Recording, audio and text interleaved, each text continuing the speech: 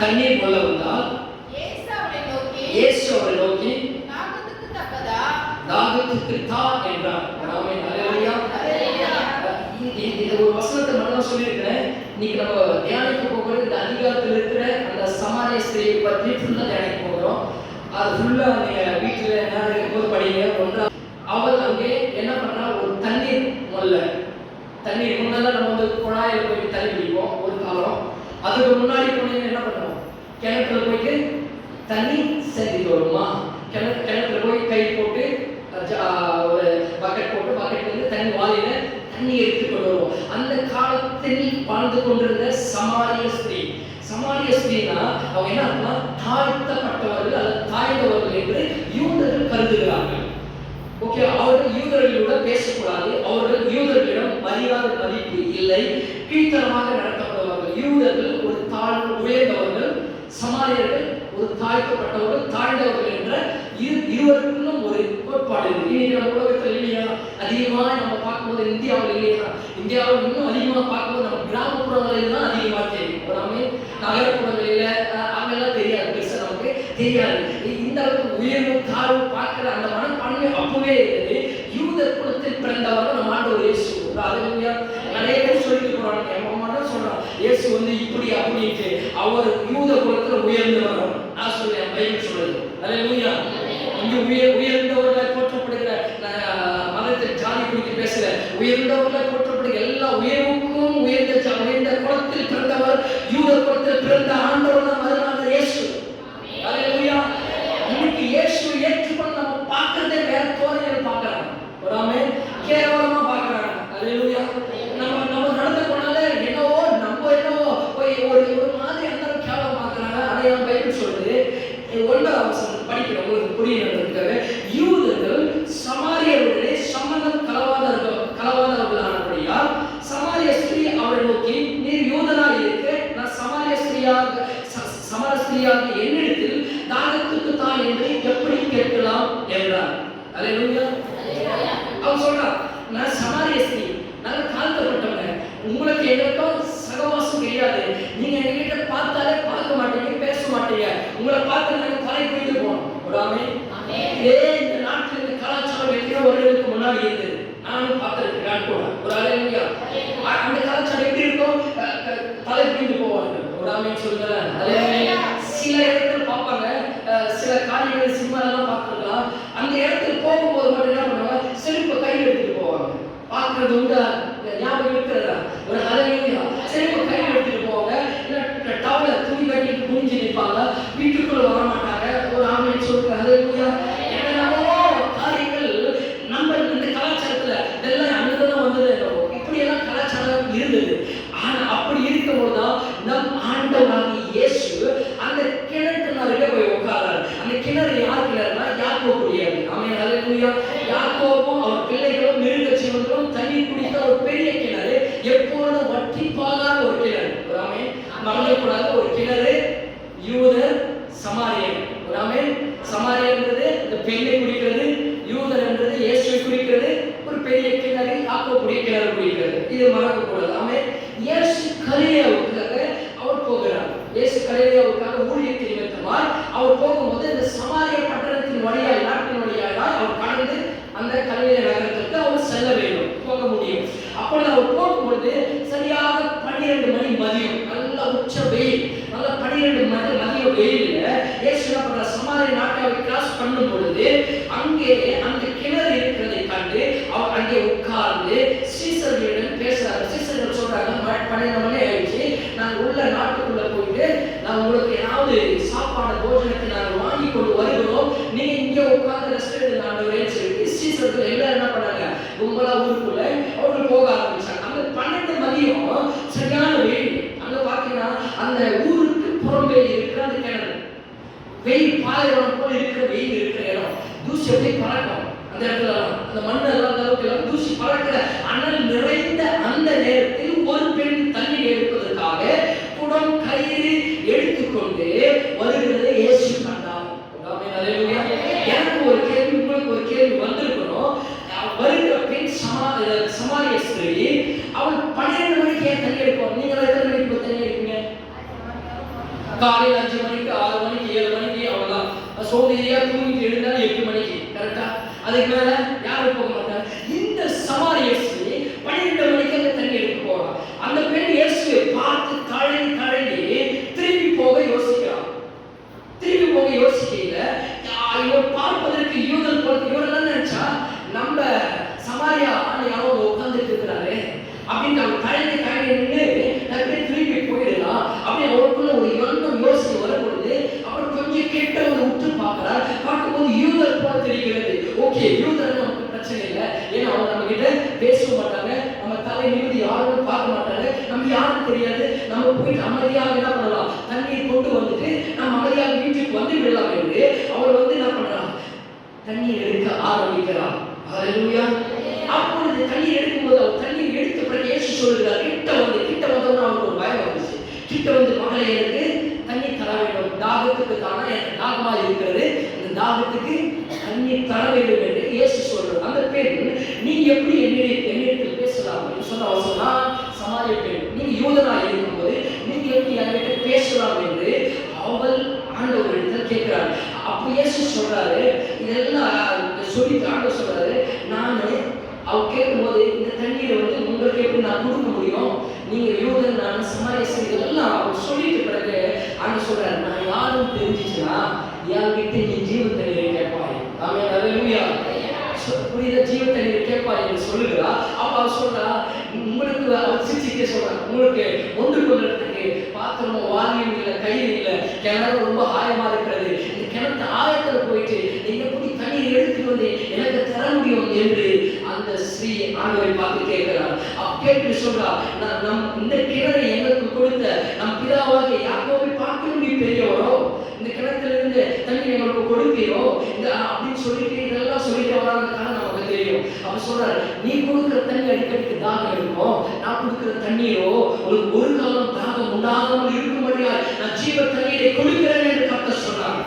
அல்லேலூயா. இந்த தண்ணீரை குடிக்கிறவனுக்கு மறுபடியும் தாகம் உண்டாகாது என்று.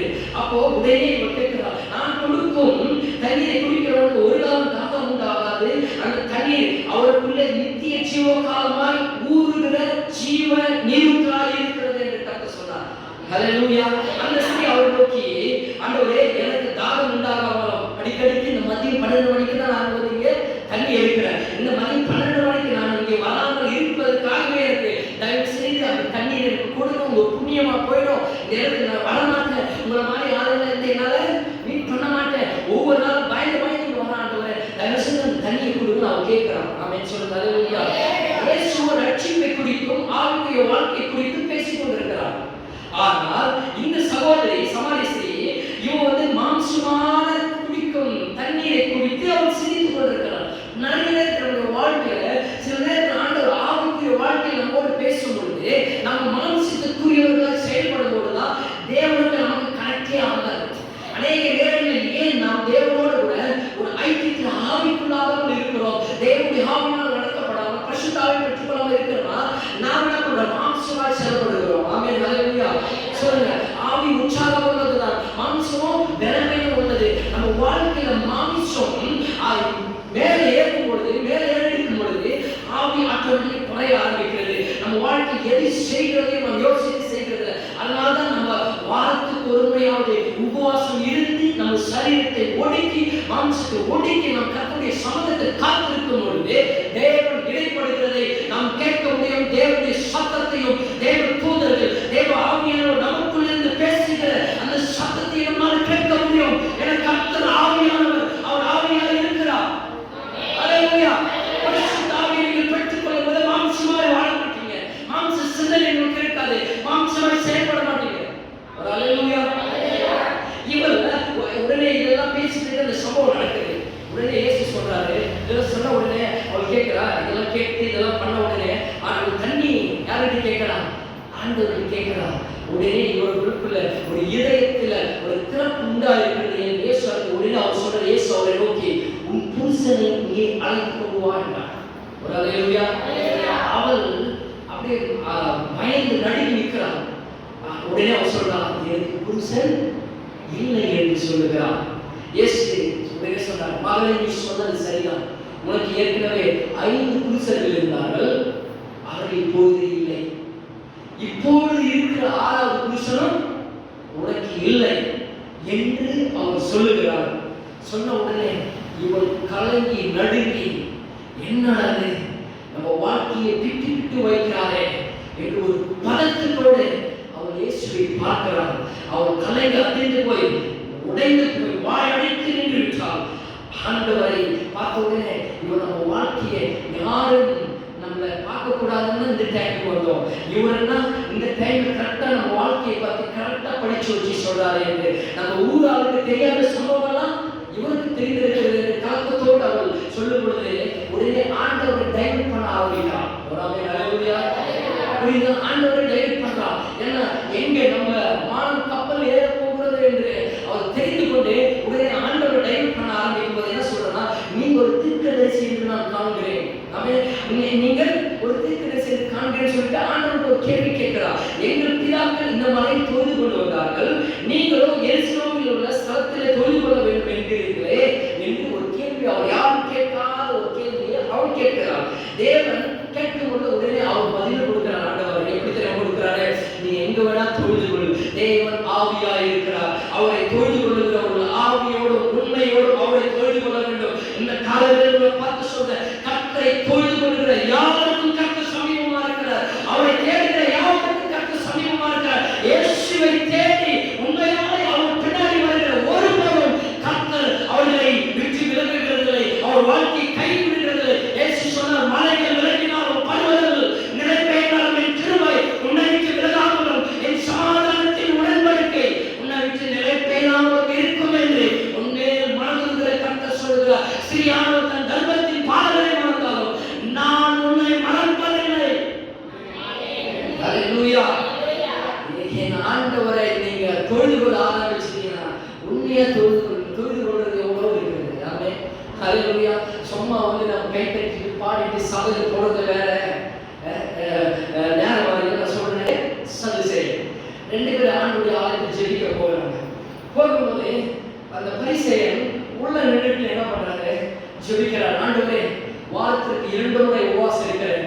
என் தானியத்தில், என் களஞ்சியத்தின் தானியத்தில் எல்லாம் நான் தசமபாகம் கொடுக்கிறேன்.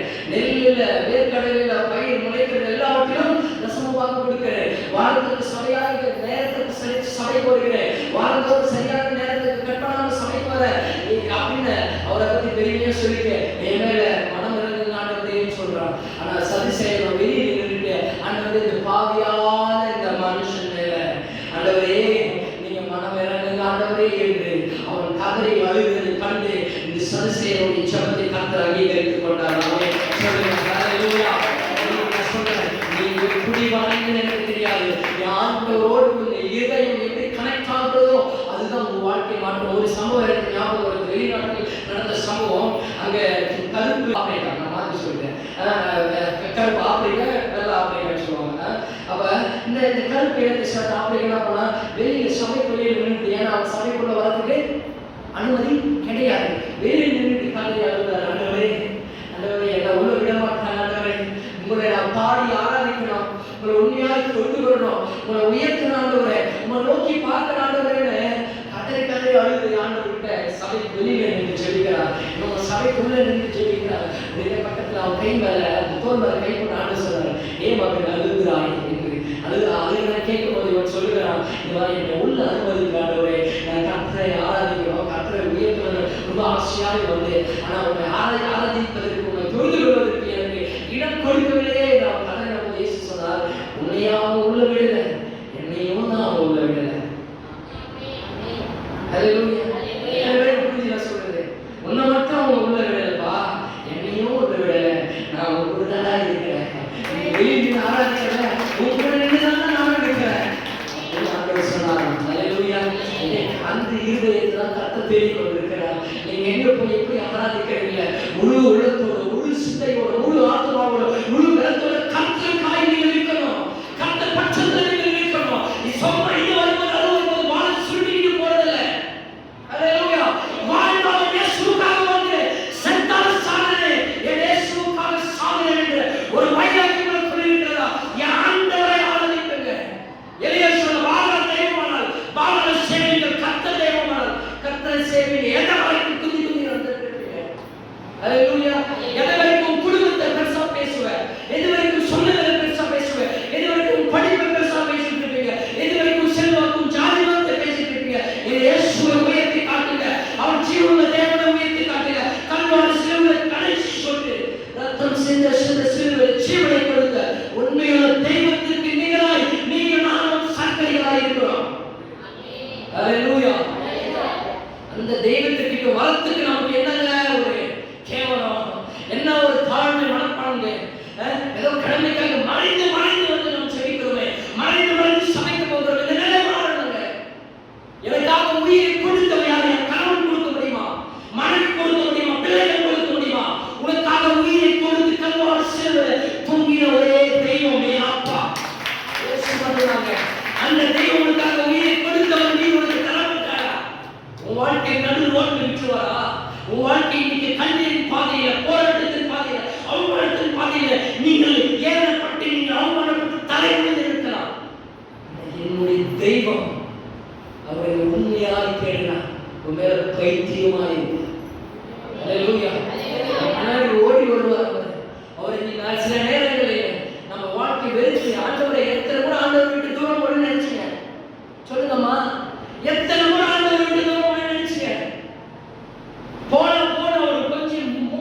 ரட்சிப்பு இருந்தால் எதுக்கு செத்து போயிருப்பீங்க? செத்து போயிருப்பேன்.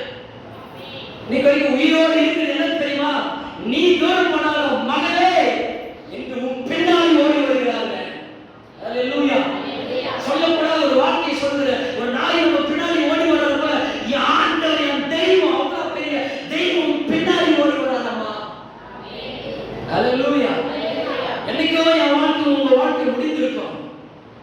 ஆனா நீ அவரை விட்டு தூக்கி போட்டு போகும்போதெல்லாம் ஏதோ ஒரு சிஸ்டம் மூலமா, ஏதோ ஒரு பிரதர் மூலமா, ஏதோ ஒரு முடிக்காரர் மூலமா, ஏதோ ஒரு யூடியூப்ல பார்க்க மெசேஜ் மூலமா, ஏதோ ஒரு டிவி சேனல் பார்க்க செய்தி மூலமா கர்த்தரோடு பேசி திரும்பவும் கண்ணீரை துடைத்து ஆண்டவர் கொண்டு வராருல்ல.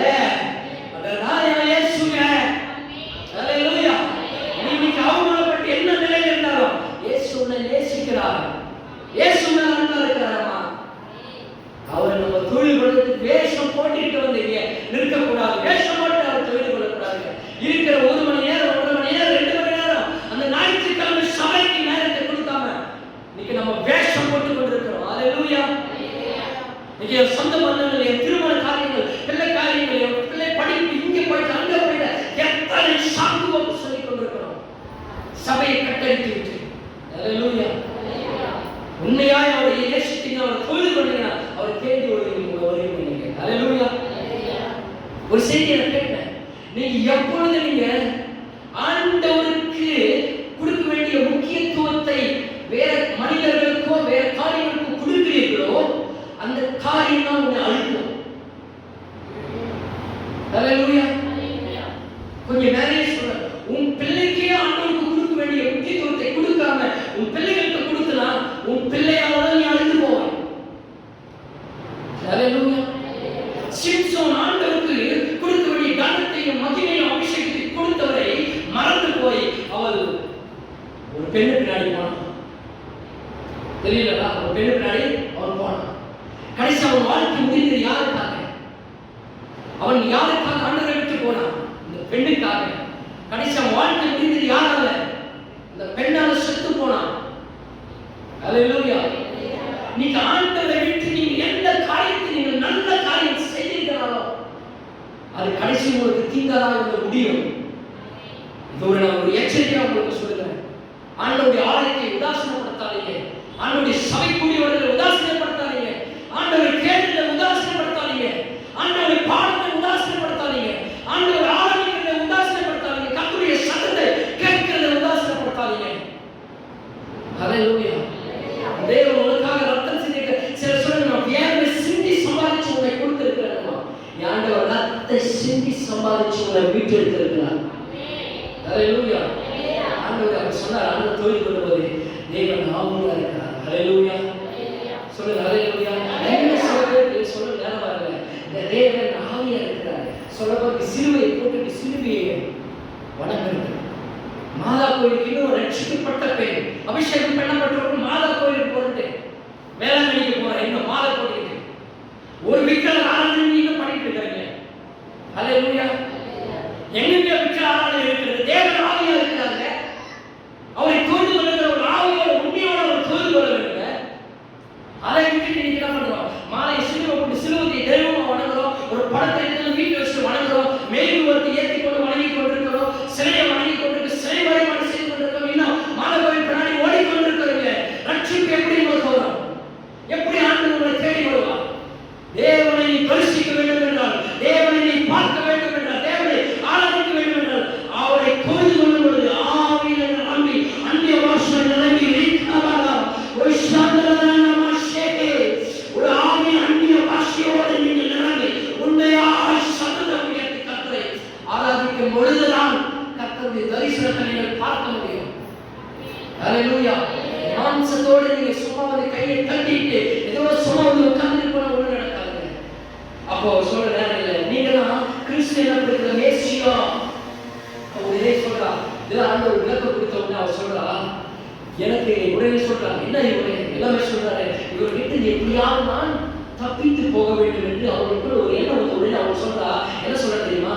இதெல்லாம் எங்களுக்கு ஒரு மேசியா தீர்க்கதரிசி வருவாரு ஐயா, அவர் இதெல்லாம் எங்களுக்கு போதிப்பார், எக்ஸ்பிளைன் பண்ணுவார் ஐயா, நீங்க ஆள விடுதலை நான் போவேன்னா.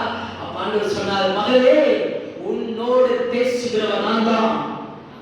இன்னைக்கு உங்களோடு பேசிக் கொண்டிருக்கிற ஆண்டவரோட மெய்யை கண்டு இன்னைக்கு உங்களோடு பேசிக் கொண்டிருக்கிற தெய்வம் இயேசு. இந்த நான் பேசுற ஆண்டவரோடு பேசிக் கொண்டிருக்கிறார். ஹalleluya. என்ன உங்களோட என்ன தயக்கத்தோடு என்ன கேள்வியோடு என்ன ஏக்கத்தோடு இன்னைக்கு வந்திருக்கிறீங்க, இந்த சத்தத்தை கேட்டிருக்கிறீங்க தெரியல, ஆனா பேசுகிறவர் ஆண்டவர். ஹalleluya. சொல்லுங்களேன். உடனே இவன் என்ன பண்றான், அப்படியே எல்லாத்தையும் தவறு குடத்தில் தண்ணி தூக்கி வச்சு எல்லாம் தூக்கி போட்டுக்கிட்டு ஒரே ஓட்டை என்ன பண்றான், ஊருக்குள்ள ஓடுறான். யோவான் 4:29 சொல்லப்பட்டிருக்கிறது. இந்த ஊருக்குள்ள போயிட்டு நான் செய்த எல்லாவற்றையும் ஒரு மனுஷன் எனக்கு சொன்னார், அவரை வந்து பாருங்க. ஹalleluya. அவர் கிறிஸ்துதானோ என்றான். ஹalleluya. இதெல்லாம் ஏன் எல்லாரும் இயேசு பத்தி போய் சொல்லுங்கன்னு சொல்ல தெரியுமா? ஒரு சமாரிய ஸ்திரீ போய் சொல்றா, அநேகர்கள் ரட்சிக்கப்பட்டார்கள், விசுவாசம் உள்ளவர்களானார். ஆமென். இது ஒரு 4 காரியங்களை இந்த சம்பவத்திலிருந்து நான் சொல்லி ஒரு 10 நிமிஷத்துல நான் முடிக்கிறேன். ஒரு அமைச்சர் இந்த சமாரிய ஸ்திரீக்கு நடந்த காரியங்கள் எல்லாம், இந்த சம்பவம் இதெல்லாம் நடந்தது. போய் ஊரில் இருக்கிற எல்லாம் கூப்பிட்டு வந்தா, எல்லாரும் வந்தாங்க. எல்லாரும் இயேசுவின் சத்தத்தை கேட்டு இயேசு ஏற்றுக்கொண்டு ரட்சிக்கப்பட்டாங்க, விசுவாசம் உள்ளவர்களானாங்க. அந்த சமாரியாவே ரட்சிப்புக்குள்ளானது. ஹalleluya. சொல்லுங்க ஹalleluya. இன்னைக்கு இந்த சமாரியாவை ரட்சிக்கும்படியா கர்த்தர் இன்னைக்கு இந்த இடத்துல ஒரு சபையை கொடுத்திருக்கிறார். ஒரு ஆமென் சொல்லுங்க ஹalleluya. இந்த கிராமத்தை ரட்சிக்கும்படியா கர்த்தர் ஒரு சபையை கொடுத்திருக்கிறார். இப்போ 4 காரியங்கள். அவள் சமாரிய ஸ்திரீனா என்ன? நான் சொல்ற 4 காரியங்கள். அவள் சொன்ன சமாரிய ஸ்திரீ என்னன்னு சொல்றோம். அவள் நம்பர் 1 திருப்தி இல்லாத ஒரு வாழ்க்கை. ஹalleluya. அவளுக்கு நம்பர் 1 திருப்தி இல்லாத வாழ்க்கை. 5 புருஷன் அவளுக்கு இருந்தாங்க, திருப்தி இல்லை. கரெக்டா? 6வது கூட இருக்கிறவனும் திருப்தி இல்லை. அதான் ஆண்டவர் சொல்றாங்க, ஒரு வாழ்க்கையில 6 புருஷர்கள் இருந்தோம், திருப்தி இல்லை. ஆனா 7வது ஒரு புருஷன் என் ஆண்டவராகிய இயேசுவை அவள் பார்க்கும் பொழுது அவள் இருதயத்துல இதுவரைக்கும் அவள் பிறந்த நாள் முதல் கொண்டு இல்லாத ஒரு திருப்தி, ஒரு சமாதானம், ஒரு சந்தோஷம், ஒரு தெய்வீகம், ஒரு நம்பிக்கை, ஒரு வாழ்க்கை, ஒரு வெளிப்பாடு, இந்த வாழ்கிற ஒரு உறுதியில் அவளுக்குள்ள வந்தது. ஒரு கையை தட்டி ஆண்டவர் நன்றி சொல்றது. என்னைக்கு தெரியுமா? 5 புருஷர்களை பார்த்து 6 புருஷர்களை பார்த்து திருப்தி அல்லாத அந்த சமாரிய ஸ்திரீக்கு இயேசுவை என்றைக்கு பார்த்தாலோ அன்றைக்கு அவள் வாழ்க்கையில திருப்தியை கண்டாள், மன நிம்மதியை கண்டாள், மன நிறைவை பெற்றுக் கொண்டாள். இன்னைக்கு நான் சொல்றேன், திருப்தி இங்கே அங்க தேடி ஓடுறதுக்கு இயேசுவை பார்க்கும்போது திருப்தியை பெற்றுக் கொள்வீங்க. ஹalleluya. பெருமாள் செய்வானார், திருப்தியாக்கி நடத்திடுவார் இயேசு. ஆண்டவர் பாடியிருக்கிறாரு, திருப்தியாக்கி ஒரு நடத்துகிறவரை நான் இயேசு மட்டும்தான். இயேசு பார்க்காதவரை அவர் திருப்தி இல்லை. ஆனா 7வது புருஷன் இயேசு அப்பாவே நம்ம ரட்சகரை அவர் பார்க்கும் பொழுது, மனவாளனை பார்க்கும் பொழுது அவருக்குள்ள ஒரு திருப்தி வந்தது. இன்னைக்கு இந்த காலையில பார்த்து சொல்றேன், என் இயேசுவை நீங்கள் பாருங்க, இயேசு உங்களுக்கு திருப்தியை கொடுப்பார். நம்பர் 2 2வது அவருக்கு ஒரு ஒதுக்கப்பட்ட வாழ்க்கை.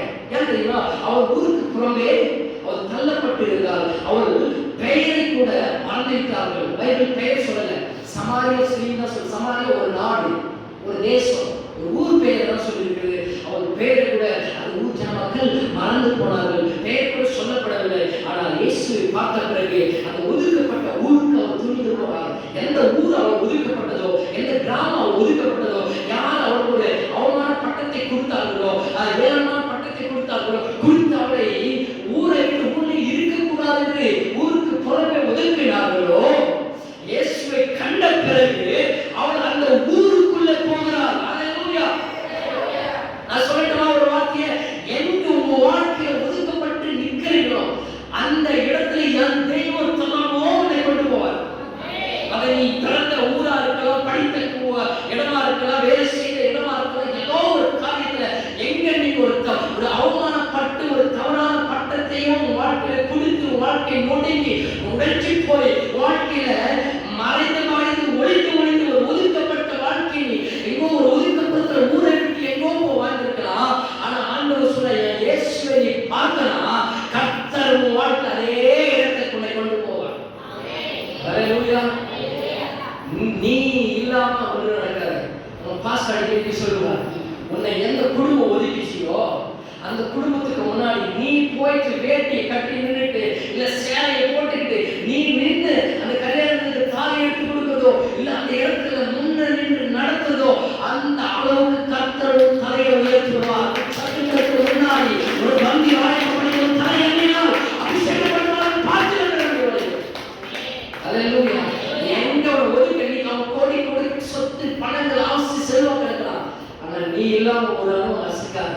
பிரதர் கொஞ்சம் வாங்க, சிஸ்டர் கொஞ்சம் வாங்க, அக்கா கொஞ்சம் வாங்க, சித்தி கொஞ்சம் வாங்க, அத்தா கொஞ்சம் வாங்க, நீங்க வந்து கொஞ்சம் பிளஸ் பண்ணா நல்லா இருக்குமே என்று ஒதுக்கின சடங்குகளுக்கு முன்னாடி கர்த்தர் தலையை உயர்த்துவார். விசுவாசிக்கிற மட்டும் கையை வைத்து ஒரு ஆமென் சொல்லுங்க.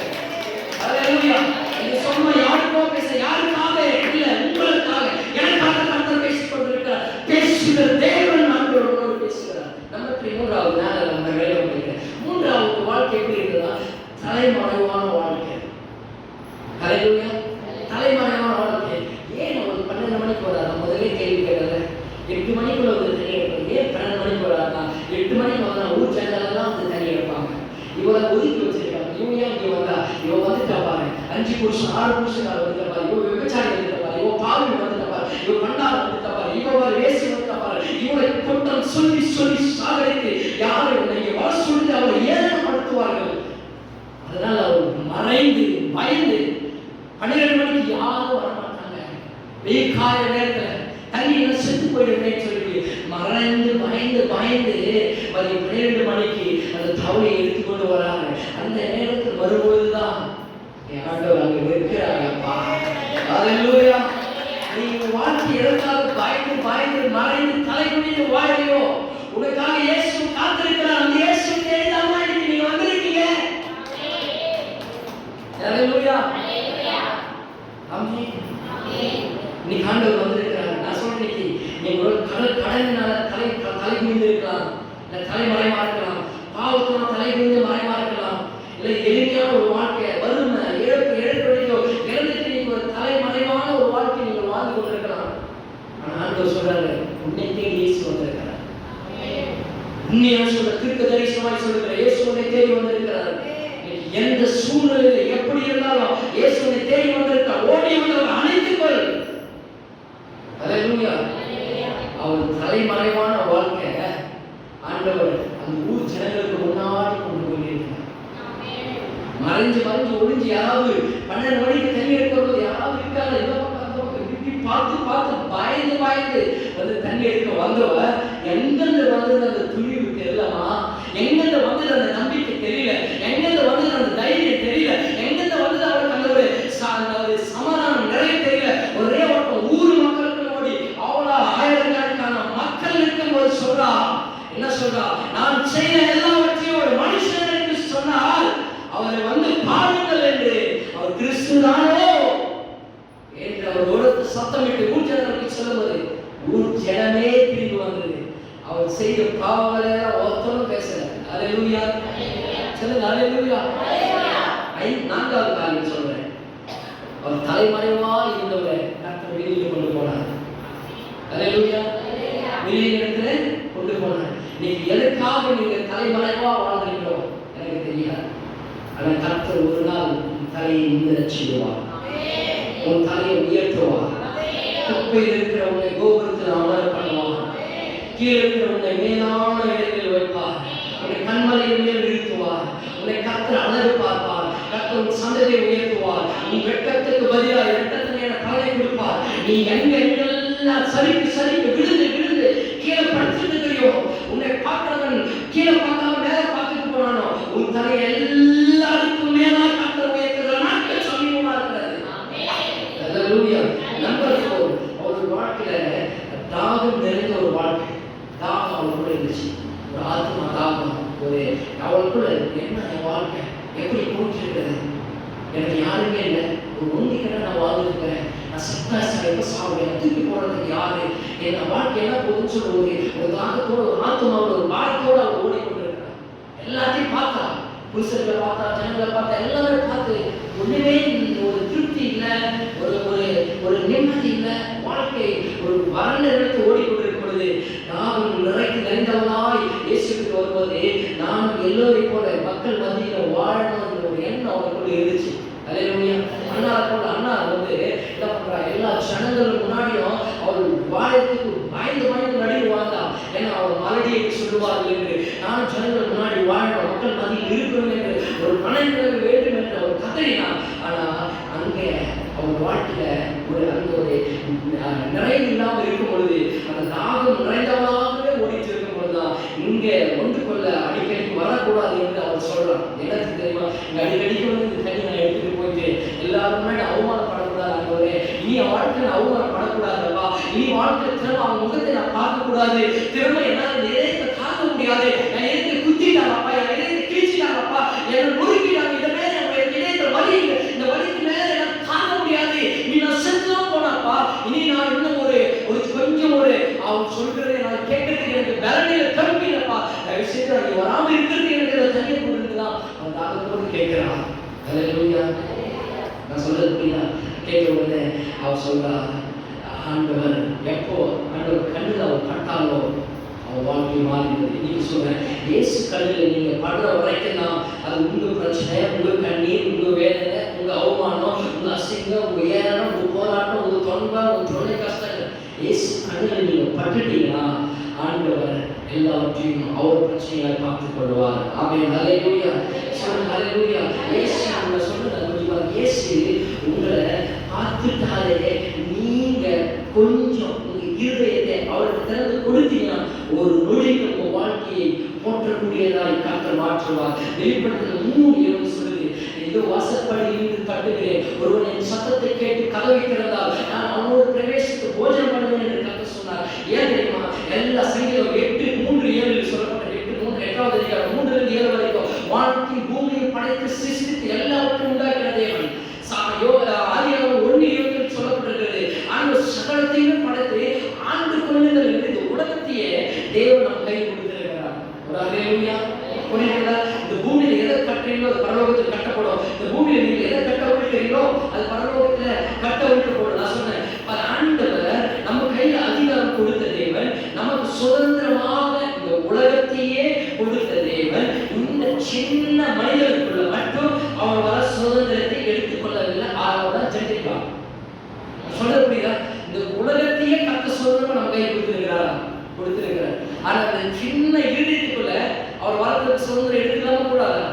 எடுத்துக்கலாம். ஆனா அவர் எடுத்துக்கல. அதுதாங்க என்ன ஒரு க்ளோஸ் ரிலேஷன்ஷிப் இருந்தாலும் ஒரு தனிப்பட்ட வாழ்க்கை நம்ம தலையிட கூடாது. அதுதான் ஜென்டில். ஹல்லேலூயா. நான் சொல்றது புரியுதா? என்ன உடன்பிறப்பா இருக்கட்டும், பெற்றோரா இருக்கட்டும், சொந்த பந்தங்களா இருக்கட்டும், தோழனா இருக்கட்டும், யாரா இருக்கட்டும், ஒரு தனிப்பட்ட ஒரு வாழ்க்கையில பர்சனல் லைஃப்ல மூன்றாவது நபர் யாரும் தலையிடக்கூடாது. இது ஆண்டவர் நமக்கு சொல்லிக் கொடுக்கிறது. ஒருவரை பற்றி நாம் மணிக்கணக்கில் குறை பேசிக்கொண்டோ, குறை கூறிக்கொண்டோ, அவரை பற்றி தெரிந்து தெரியாமல் தூற்றிக்கொண்டோ, வாரிக்கொண்டோ பேசுகிறதை நாம் நிறுத்த வேண்டும். ஹல்லேலூயா. அதை பேசுகிறது வேறு அதிகாரம் கிடையாது. அதற்கு தகுதியானவன் நான் அல்ல என்று நாம் யோசிக்கிறோம். ஏன்னா ஆண்டவரே சொன்னார், உலகத்தையே படைத்து சிருஷ்டித்து அனைத்தின் மேலும் நமக்கு சுதந்திரத்தை கொடுத்த தேவன் இந்த சின்ன இருதயத்துக்குள்ள அவர் வர சுதந்திரத்தை கொடுக்கல. அது மட்டும் ஆண்டவர் நம்ம கையில் கொடுத்தார். நான் சொல்லிட்டு சொல்லி முடிக்கிறேன். இந்த மனிதனுக்கு தேவன் சுதந்திரத்தை கொடுத்தாரா? இந்த சுதந்திரத்தை கொடுத்த தேவனுக்கு நாம் சுதந்திரத்தை கொடுத்திருக்கோமா? என்ன சுதந்திரம்? இதயத்தில் கொடுத்திருக்கோமா? ஹல்லேலூயா. நான் சொல்றேன், வெளிப்படுத்தல் 3:20 நிறைய பேர் கேட்கலாம், ஏன் ஆண்டவரே என் வாழ்க்கை மாற்றக்கூடாது, என் வாழ்க்கை சரி செய்யக்கூடாதா? நீ இதயத்தை திறந்த வாங்க ஆண்டவர் அவன் வருவார். என்ன நீ நான் வேதனையோடு இருக்கிற, கஷ்டத்தோடு இருக்கிற, போராட்டத்தோடு இருக்கிறேன்னு நீ மணிக்கணக்கில் நின்று அழுது இருந்தாலும் அவர் நிற்பாரு. அப்பா கொஞ்சம் வாங்க, கொஞ்சம் திறந்து கொடுத்தா போதும், உன் வாழ்க்கை வேற விதமா மாறிடுங்க. ஹல்லேலூயா. சொல்லுங்க ஹல்லேலூயா. அப்படி அந்த சுதந்திரத்தை மட்டும் தேவனுக்கு கொடுத்துட்டீங்கன்னா உன் வாழ்க்கையை அவர் டேக் ஓவர் பண்ணுவார். உன் பிரச்சனை அவர் டேக் ஓவர் பண்ணுவார். உன் போராட்டங்களை அவர் டேக் ஓவர் பண்ணுவார். உன்னுடைய எல்லா சூழ்நிலைகளை அவர் டேக் ஓவர் பண்ணுவார். உனக்குள்ள என் தெய்வம் இயேசு வந்தார்னா உன் வாழ்க்கை, நரகமான உன் வாழ்க்கையை கர்த்தர் சொர்க்கமாய் மாற்றுவார். ஹல்லேலூயா. ஒரே ஒரு உதாரணம் சொல்லி முடிச்சார். லேகியோன் பிசாசு எல்லாருக்கும் தெரியும். இயேசு அங்க வந்தாருங்க. வந்த உடனே என்ன நடந்துச்சு தெரியுமா? 6000 பிசாசு அவனுக்குள்ள இருந்துச்சு. இயேசு வந்தாரு. பிசாசு உடனே சொன்னது, உன்னதமான தேவனுடைய குமாரனே, எங்களை வேதனைப்படுத்துவா இங்கே நீங்க வந்தீங்க என்று கேட்டுச்சு. இயேசு வராத வரைக்கும் அந்த லேகியோன் வாலிபன் கல்லு எடுத்து உடனே கீறி கொள்வான். அந்த பிசாசுகள் பண்ணினது சங்கிலி எடுத்து கழுத்தை சாகடிச்சுட்டு நினைச்சது. ஆமென். புரியுது நான் சொல்றது? இயேசு வராத வரைக்கும் சங்கிலிகளால கழுத்தை எடுத்து முடிப்பான், சங்கிலி போட்டு கட்டிப்பான், சங்கிலி அறுத்து போடுவான், கல்களை எடுத்து தன்னை கீறி கொண்டு ரத்தம் பீழ்ந்து கொண்டு வரும். ஊருக்கு வெளியே துரத்தி விட்டாங்க. அந்த அளவுக்கு ஆக்ரோஷமா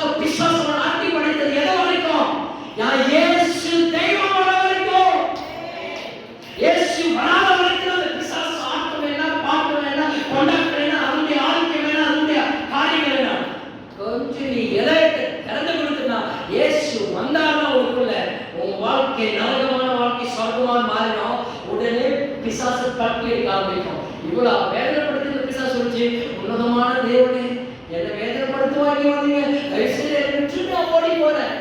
அல்லேலூயா. உங்க இதயத்தை நீங்க திறந்து கொடுங்க. இயேசு உனக்குள்ள வந்தாருன்னா உன்னை ஆட்டி படைக்கிற எல்லா பில்லிய சூனியம் செய்கிற ஏவல் மாந்திர கட்டுகள் அந்தகார வல்லமை பிசாசு நாவிகள் கடல் போராட்டங்கள் பாவம் எல்லாம் இச்சை செயல்கள் ஆண்டவரான வாழ்க்கை எல்லாம் அந்தகார காரியங்கள் இயேசுவின் நாமத்தில் ஓடிப்போம். அல்லேலூயா. இயேசு வந்தாலும் ஒரே ஓட்டம் தான். புரியுதா? இன்றைக்கு உங்கள் இருதயத்தை இயேசுவுக்கு திறந்து கொடுப்பீங்களா?